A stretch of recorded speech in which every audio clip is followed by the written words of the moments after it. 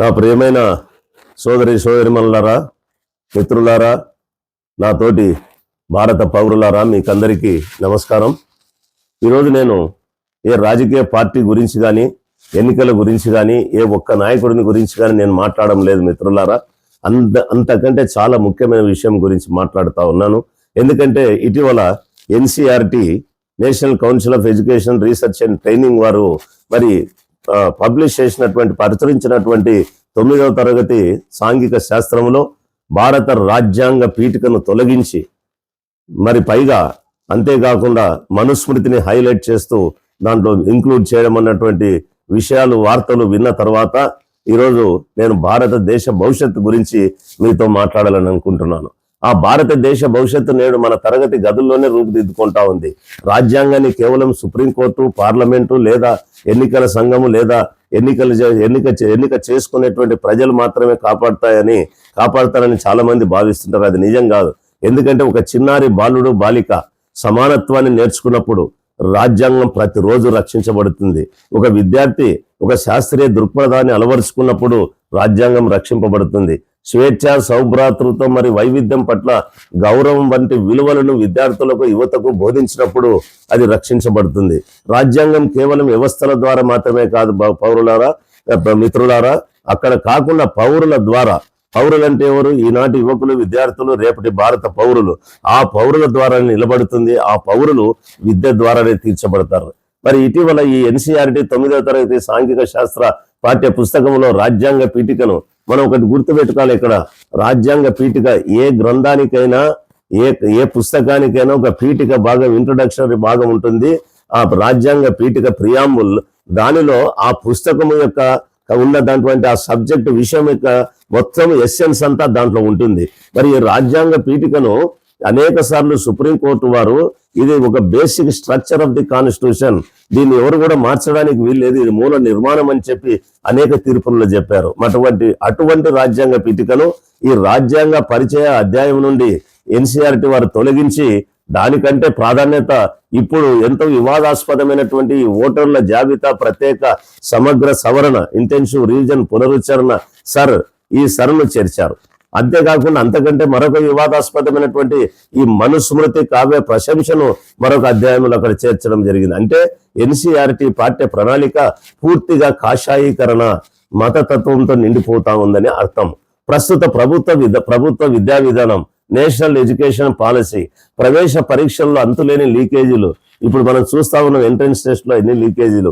అదేవిధంగా ఎన్సిఆర్టీ పుస్తకాలలో భారతదేశ సామాజిక, ఆర్థిక, చారిత్రక ఈ చరిత్రను వక్రీకరణలు ఈ దేశ భవిష్యత్తు తరాల మనస్సులను విషపూరితం చేయడానికి ఉద్దేశించబడినాయని చెప్పి నేను భావిస్తా ఉన్నాను.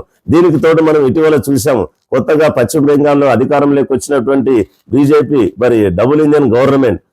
ఈ డబుల్ ఇంజన్ గవర్నమెంట్ కూడా ఒక కమ్యూనలైజ్డ్ మతతత్వ ఛాయలతోని గుడ్లతో కూడిన పౌష్టికకరమైనటువంటి మధ్యాహ్న భోజనాన్ని కూడా విద్యార్థులకు అందించడం మానేసిందని మనం వార్తలు చూస్తా ఉన్నాం. ఇది చాలా ప్రమాదకరమైనటువంటి పరిణామం మిత్రులారా. ముఖ్యంగా రాజ్యాంగ పీఠికను తొలగించి కుల, లింగ వివక్షతను బోధించడంలో, అదే కాకుండా ఈ దేశంలో ఈ అంటరానితనాన్ని, లేకపోతే ఈ కుల వ్యవస్థను, ఆ కుల వ్యవస్థ పైన ఆధారపడినటువంటి యొక్క విభజనం, అదే విధంగా లింగ వివక్షతను, స్త్రీలను ఒక వస్తువులుగా చూసేటువంటి ఆ విధంగా బోధించేటువంటి దోషపూరితంగా ఉన్నటువంటి ఏదైతే మనుస్మృతిని బాబాసాహెబ్ అంబేద్కర్ ప్రతీకాత్మకంగా, సింబాలిక్ గా 1927 సంవత్సరంలో దహనం చేసినటువంటి సంఘటన మనం గుర్తు చేసుకుంటే, అటువంటి మనుస్మృతిని ఈరోజు ఇక్కడ సాంఘిక శాస్త్రంలో ఒక ప్రముఖంగా చూపించడం అనేది చాలా ప్రమాదకరమైనటువంటి విషయం అని చెప్పి నేను మీకు మనవి చేస్తా ఉన్నాను. మిత్రులారా, ఈరోజు మనం విద్య పాఠ్య ప్రణాళికలకు సంబంధించినటువంటి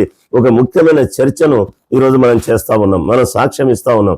ఈ చర్చ కేవలం పాఠ్య పుస్తకాల గురించి కాదు, ఇది భవిష్యత్తు తరాలకు వారసత్వంగా పొందబోయేటువంటి విలువలకు సంబంధించినది.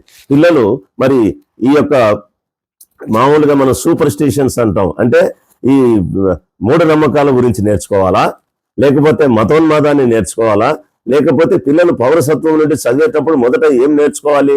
వారు రాజ్యాంగ పీఠికను నేర్చుకోవాలా, లేకపోతే వారు సమానత్వాన్ని నేర్చుకోవాలి, వారు లౌకికవాదాన్ని నేర్చుకోవాలా, వారి శాస్త్రీయ దృక్పథాన్ని నేర్చుకోవాలా, లేక రాజ్యాంగ విలువలకు మనం ఈ రోజు తక్కువ ప్రాధాన్యత అంటే సెకండరీ ప్రామినెన్స్, ద్వితీయ ప్రాధాన్యం ఇచ్చి ఈ రోజు మరి ఇటువంటి మనుస్మృతి వంటి వాటికి మరి ఈ రోజు అటువంటి వాటికి మనం ముందుగా ప్రాధాన్యం ఇవ్వాలన్నా, మరి దీన్ని సంతరించుకోవాలన్నా, ఇది ప్రజాస్వామ్య సమాజానికి ఇప్పుడు మనకు అవసరమైనటువంటి ప్రశ్నలు మిత్రులారా.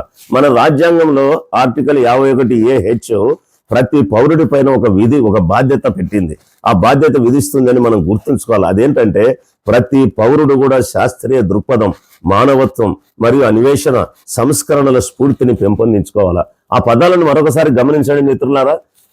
అన్వేషణ, సంస్కరణ, శాస్త్రీయ దృక్పథం, మానవత్వం మరి సంస్కరణల స్ఫూర్తి. ఈ రాజ్యాంగం ప్రశ్నలు అయితే మన రాజ్యాంగం ప్రశ్నలకు భయపడదు. రాజ్యాంగం ప్రశ్నలను ప్రోత్సహిస్తుంది. క్వశ్చనింగ్ అనేది అంటే ఈ రోజు మనం అనుకుంటాం డిస్సెన్స్ ఇస్ ఎసెన్స్ ఆఫ్ డెమోక్రసీ.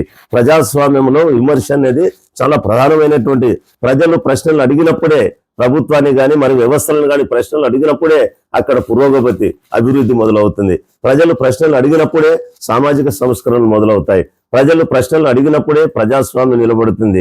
మరి మనకు చరిత్రలో మనం చూసాం, బాబాసాహెబ్ అంబేద్కర్ ప్రశ్నలు అడిగినాడు, ఈ సమాజాన్ని ప్రశ్నించాడు. అదేవిధంగా జ్యోతిరావు పూలే ఈ ప్రశ్నలు అడిగాడు, ఈ సమాజాన్ని ప్రశ్నించారు. సావిత్రిబాయి పూలే కూడా ప్రశ్నలు అడిగారు, పెరియార్ ప్రశ్నలు అడిగారు, మహాత్మా గాంధీ కూడా ప్రశ్నలు అడిగారు. మరి ఈ రోజు మనం అందరం భారతీయులం కూడా మనం చూడడం ఏమంటే ఈ అన్యాయాన్ని ప్రశ్నించడం వల్లనే మనకు స్వాతంత్ర ఉద్యమం పుట్టింది, స్వాతంత్రాన్ని సాధించగలిగినాం. కాబట్టి మిత్రులారా, ప్రతి చరిత్ర గ్రంథాన్ని అధ్యయనం చేయొచ్చు, ఏ గ్రంథమైనా చదవచ్చు, మనుస్మృతిని చదవచ్చు, రాజ్యాంగాన్ని చదవచ్చు, ఇంకా ఏదైనా మత గ్రంథాలను చదవచ్చు, అది తప్పు కాదు. కానీ చరిత్రను దాచకూడదు, చరిత్రను వక్రీకరించకూడదు, చరిత్రను సందర్భం లేకుండా బోధించకూడదు. విద్యార్థులు కేవలం ప్రాచీన గ్రంథాలు, ఇటువంటి మరి కమ్యూనలైజ్డ్ గ్రంథాలు ఏమి చెప్పాయో మాత్రమే నేర్చుకోకూడదు. అటువంటి అంతేకాకుండా అవి చదవడమే కాకుండా సంస్కర్తలు, సోషల్ రిఫార్మర్స్ ఈ యొక్క మతాలను, ఈ గ్రంథాలను, ఆలోచనలు ఎందుకు సవాలు చేశారో, ఎందుకు వాటిపైన పోరాటం చేశారో కూడా మరి విద్యార్థులకు నేర్చుకోవాల్సినటువంటి అవసరం ఉంది. రాజ్యాంగం అధికార శ్రేణి కంటే సమానత్వాన్ని ఎందుకు ఎంచుకుందో వారు నేర్చుకోవాలా. గౌరవం ప్రతి మనిషికి ఎందుకు చెందుతుందో వారు నేర్చుకోవాలా. ఈరోజు విద్యార్థులు ఆధునిక గణతంత్రంలో వివక్షతకు ఎందుకు స్థానం లేదో వారు నేర్చుకోవాలా. అదే రాజ్యాంగ విద్య.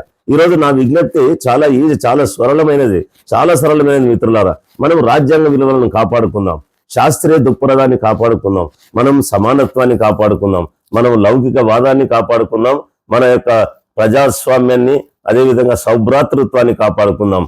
మనం ప్రతి పౌరుడి గౌరవాన్ని కాపాడుకుందాం. ద్వేషంతో కాదు, హింసతో కాదు, మతోన్మాదంతో కాదు, విభజనతో కాదు, కానీ మన తరగతి గదుల్లో నేర్చుకుంటున్నటువంటి విద్య ద్వారా, దాని ద్వారా పొందుతున్న చైతన్యం ద్వారా, రాజ్యాంగ పౌరసత్వం ద్వారా తరగతి గది భారతదేశ భవిష్యత్తును మరి నిర్ణయించేటువంటి, లిఖించేటువంటి ఒక పవిత్రమైన ప్రదేశం. మరి అటువంటి ప్రదేశంలో ఇటువంటి యొక్క వితండ ధోరణులు రావడం చాలా ప్రమాదకరం. భవిష్యత్తు తరాలు పక్షపాతాన్ని కాదు, వివేకాన్ని వారసత్వంగా పొందేలా చూసుకోవాలా. అధికార శ్రేణిని కాదు, సమానత్వాన్ని, భయాన్ని కాదు, సమానత్వాన్ని చూసుకోవాలా. భయాన్ని కాదు, స్వేచ్ఛను పొందాలా.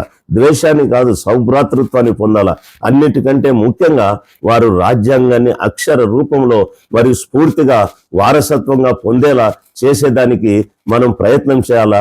ఆ విధంగా ఈ రాజ్యాంగాన్ని, ప్రజాస్వామ్య వ్యవస్థను తరగతి గది నుంచే మనం కాపాడుకునేదానికి నేర్చుకొని మన ప్రజాస్వామ్యాన్ని పరిపుష్టం చేసుకోవాలని చెప్పి ఈ సందర్భంగా మీకు అందరికి కూడా నేను మనవి చేస్తూ సెలవు తీసుకుంటున్నాను. జై భీమ్, జై రాజ్యాంగం, జై భారత్.